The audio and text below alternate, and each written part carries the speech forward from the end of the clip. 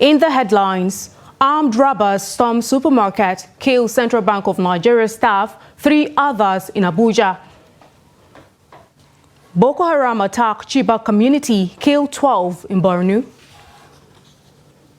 Kidnapped Nasarawa local government chairman and Daha, 3 others regain freedom. On the foreign scene, twin blasts by U.S. kills 20 in Iran. Hello and welcome to the Trust TV News Update at this hour. Thank you so much for joining us. I'm Aisha Salihu.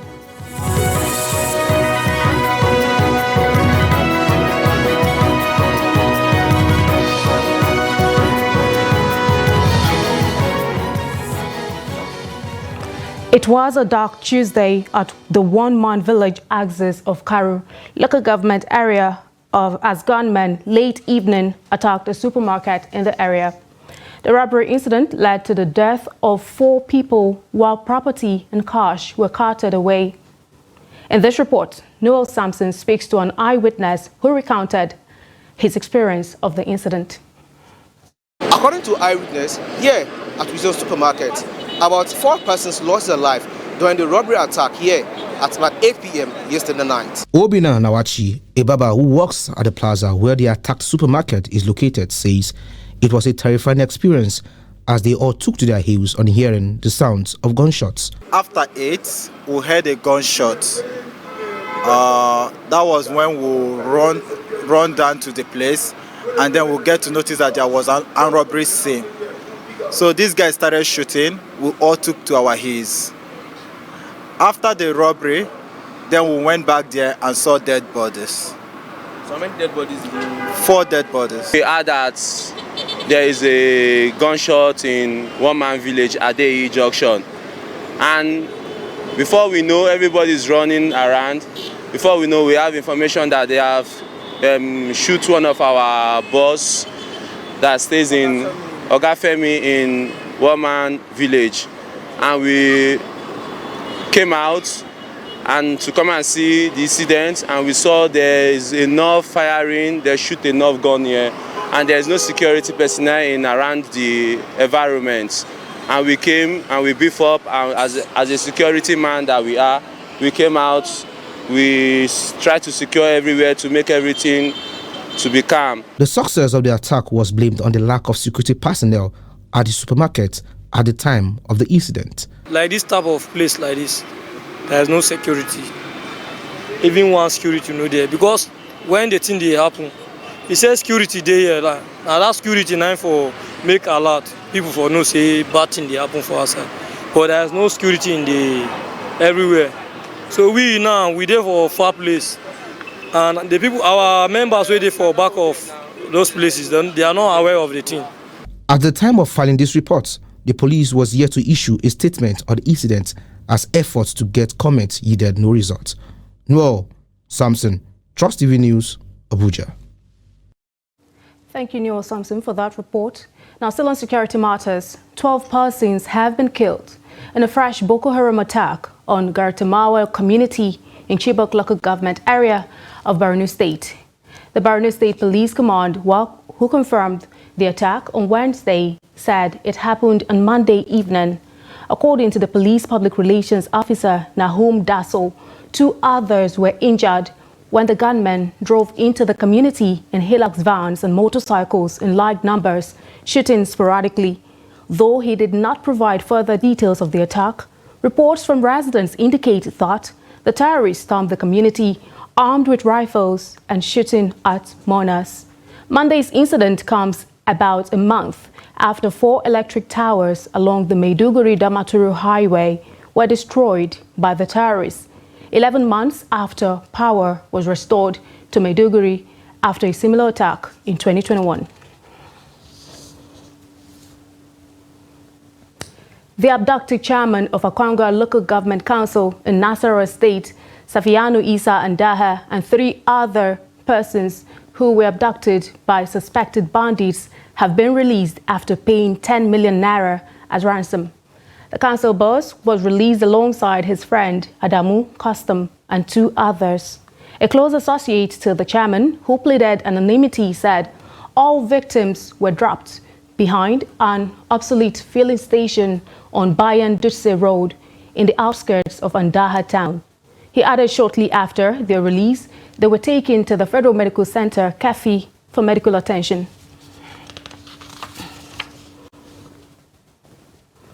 "11 persons have been reported killed, while 7 others sustained varying degrees of injury early Tuesday in a road crash at Ayere community along the Bode Sadu Ilorin route in the Moro local government area of Kwara State. It was gathered that the crash, which involved 2 vehicles, a DAF truck and a Toyota Hiace bus, occurred around 4:50 a.m. due to wrong overtaking and speed violation.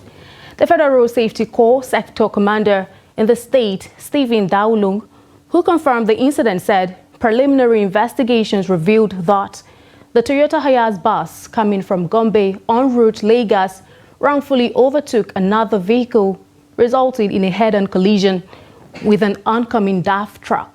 Daulung said a total of 18 male adults were involved in the incident, which claimed 11 lives, while the 7 others who were rescued with varying degrees of injury and have been taken to Ifeoluwa Hospital, Bode Sadu, where they are currently receiving treatment. The sector commander stated that the FRSC has commenced an investigation into the crash, sympathizing with the families of the dead and wishing the injured quick recovery. He also urged motorists to drive within the stipulated speed limits and avoid night journeys and long hours of driving without adequate rest.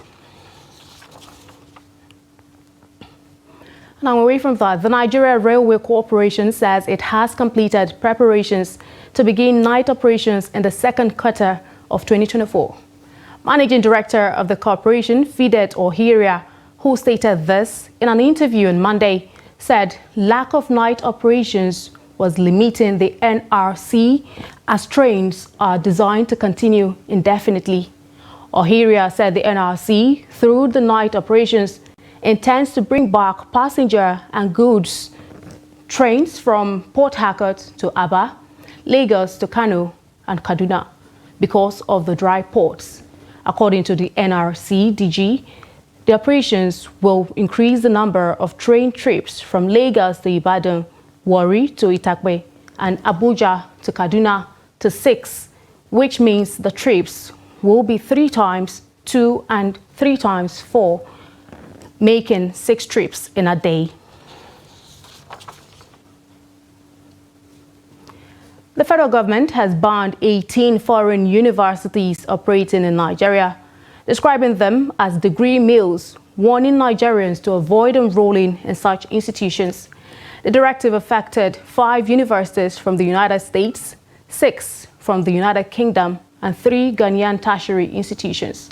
Also, the Federal Ministry of Education on Tuesday announced the temporary suspension of evaluation and accreditation of degree certificates from the Republic of Benin and Togo.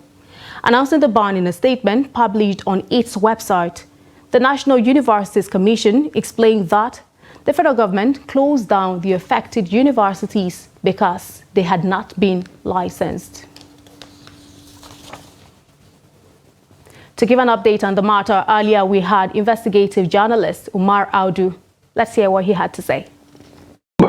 What motivated me to carry out this investigation is the feedback we got from many Nigerian students who were lamenting that they had colleagues in the university who were either expelled or dropped out for one reason or the other.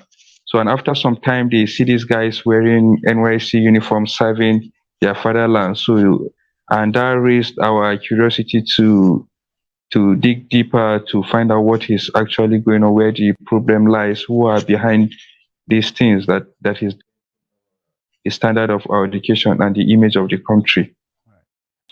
What I know for a fact is that this thing is very common in universities in Cotonou and Benin Republic. In Cotonou and Togo, because I got offers from Togo as well. But I saw the statement issued by the university disowning me, saying I'm not in their list of students. Again, I think that they were only trying to be clever by half, and that statement, as I said, is self-indicting. Because I mean, how did my name get to the Ministry of Education, for example? Because definitely it has to be forwarded from the school to the ministry, then from the ministry to the NYSC. So, and again, during our physical evaluation, I saw a lot of people who graduated from Benin Republic. We are having issues, serious issues, uh, getting their physical and online evaluation, because a lot of things they didn't meet most of the requirement, and NYC definitely will not allow you to, will not get you cleared if your requirements are incomplete. But these guys, once NYC come up with maybe an initiative to tackle these things, they find a way to beat the system. And that was also the route which I took to beat the system and get cleared. So, and that very day when I was having this evaluation, we are much, about 50 of us were there, we are having one issue or the other.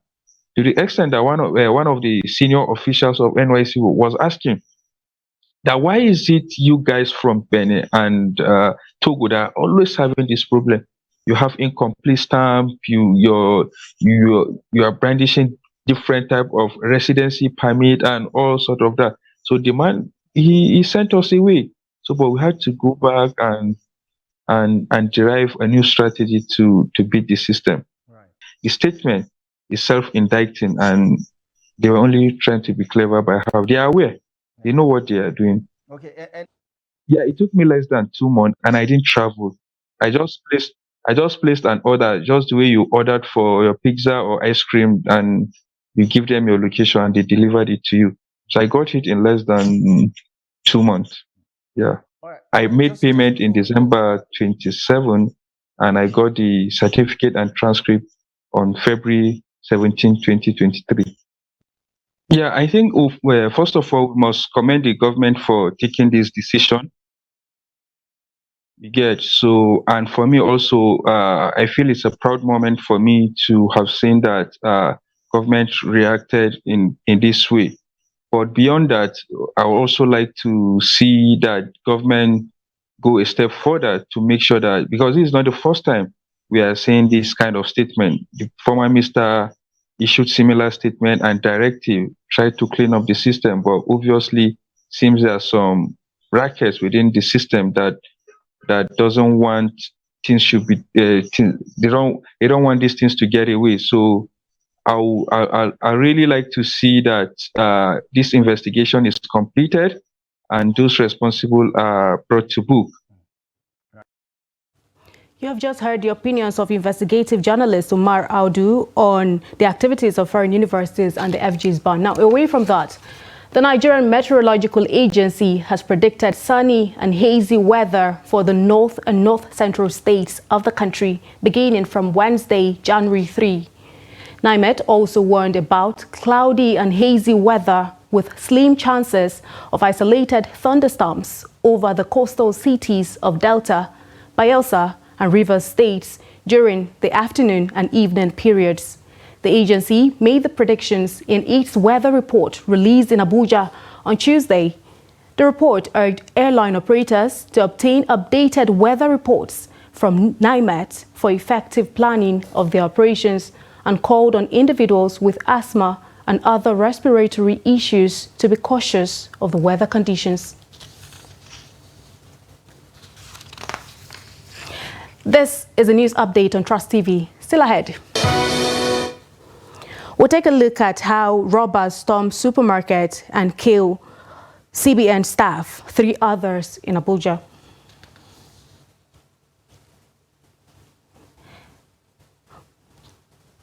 We'll take a look at Abuja residents speaking on significance of New Year resolutions. Details of this story and more to come after the break. We'll be right back. Welcome back and thank you so much for staying. If you're just joining us, this is a Trust TV news update. Now let's take a look at a recap of some of our top stories. You heard that robbers stormed supermarket, kill Central Bank of Nigeria staff, 3 others in Abuja. Plus, Boko Haram attack Chibok community, kill 12 in Borno. And now moving on to more stories. As Nigerians welcome 2024, Imo State residents are sharing their optimism for the year, expressing expectations and resolutions. Trust TV's Praise Ajibade takes it from here. The much anticipated New Year 2024 is here, and we are on the streets of Owerri, the Imo State capital, to feel the pulse of the residents on how they feel with the New Year.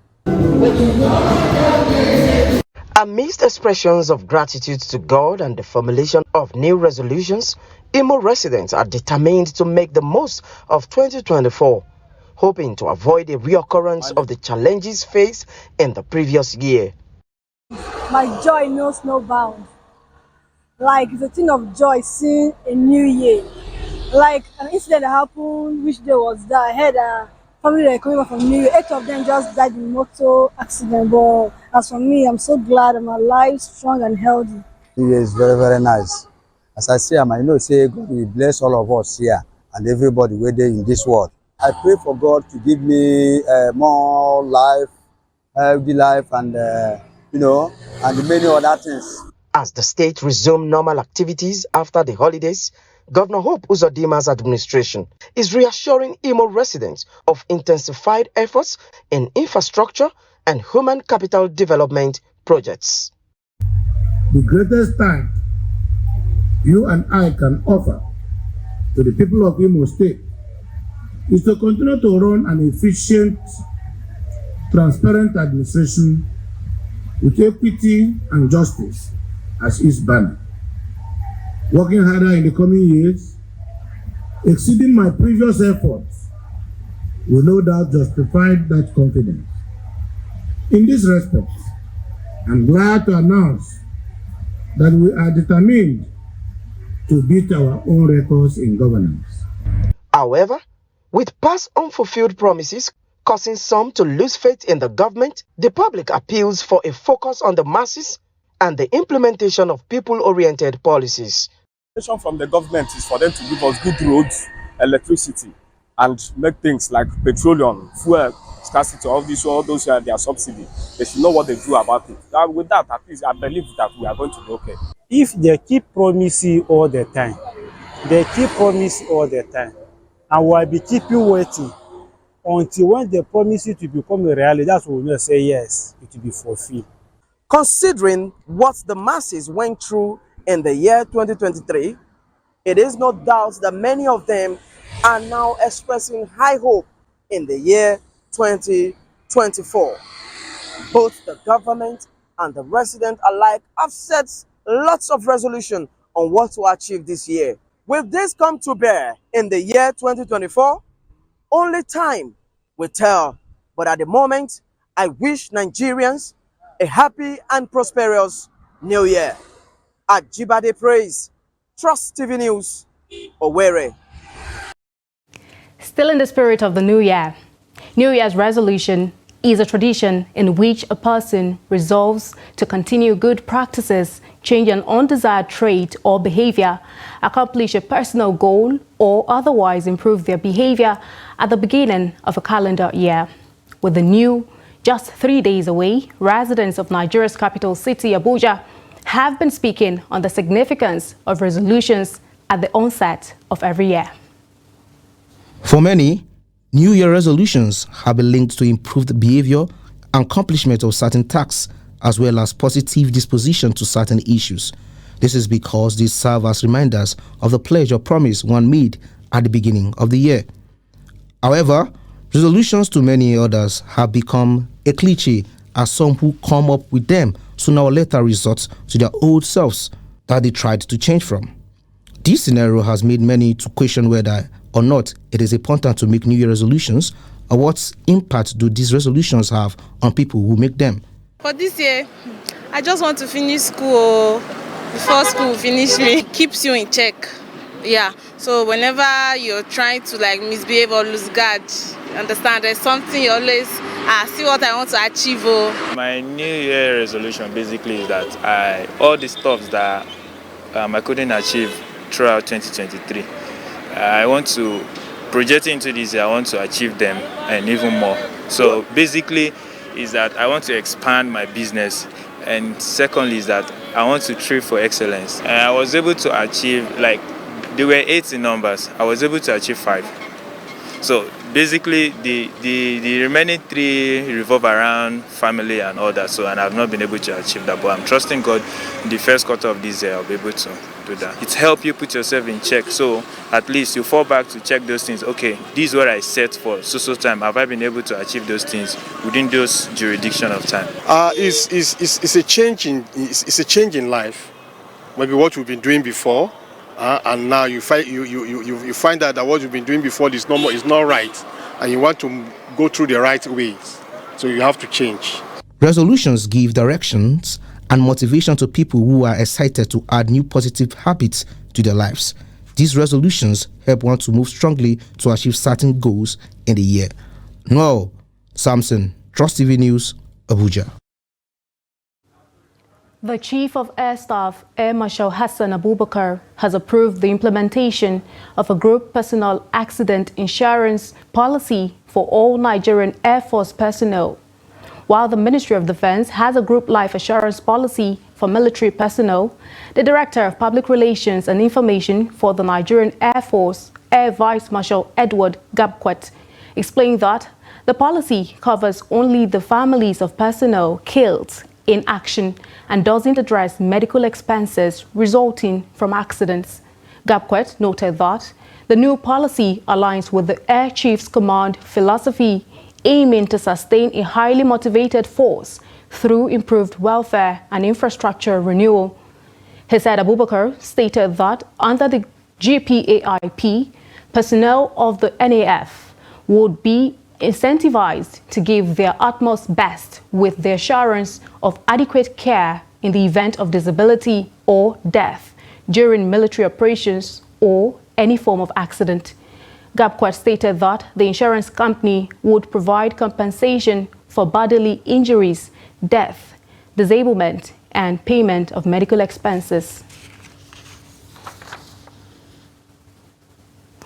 And now away from Nigeria, at least 73 people have been killed by 2 bomb explosions near the tomb of Iranian General Qasem Soleimani on the 4th anniversary of his assassination by the U.S., according to Iran's state media report.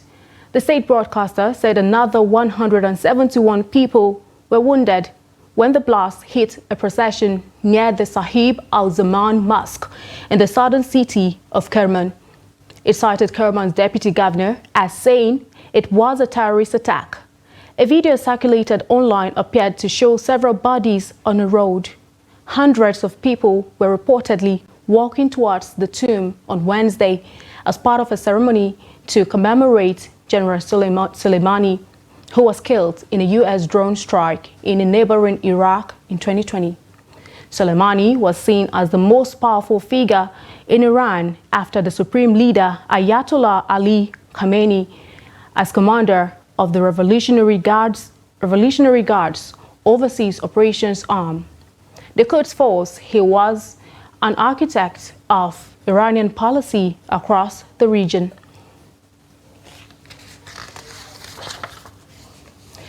Still on the foreign scene, junior doctors in England on Wednesday, January 3, began their longest consecutive strike in the 7-decade history of Britain's National Health Service. The strike will run from 7 a.m. Wednesday, January 3 to 7 a.m. on Tuesday, January 9, the longest in the history of the NHS. Health Service executives said the strike could mean one of the most difficult starts to the new year when it faces increased pressure from winter respiratory illnesses. The British Medical Association has said it was forced to take action and reject the government's December pay offer as it failed to compensate the real terms pay cuts going as far back as 2008. It announced the walkout in December after a breakdown in talks with the government. The union said junior doctors have been offered a 3.0% rise on top of the average 8.8% increase they were given earlier this year. It rejected the offer because the cash would be split unevenly across different doctor grades and would still amount to pay cuts for many doctors. And in sports, Sebastian Broderick Imasuen, who led the Golden Eaglets to the milestone win of the inaugural Under-16 World Cup in China, is dead. He died on Wednesday morning. One of the players he handled at the 1989 Under-17 World Cup in Scotland, Bamidele Oguntoashe, first broke the news before another confirmation came from Harrison Jala, the chairman, Professional Footballers Association of Nigeria Task Force. Jala quoted family sources who reported the death of the iconic coach, who had been bedridden for some months now. He reportedly suffered from stroke and diabetes. The late coach was one of the players that represented the Nigerian football team at the Mexico Olympic Games in 1968 and famously scored from a free kick to win the then Challenge Cup for Bendel Insurance in 1972. As a coach, he was the head of a three-man crew that included Bala Shamaki and Christian Chukwu when the Nigerian team shocked the world in China in 1985. That brings us to the end of the news update at this hour. But remember, you can follow us across all of our social media platforms and also join our YouTube live stream for more news, programs, and documentary. I'm Aisha Salihu. Thanks for your time.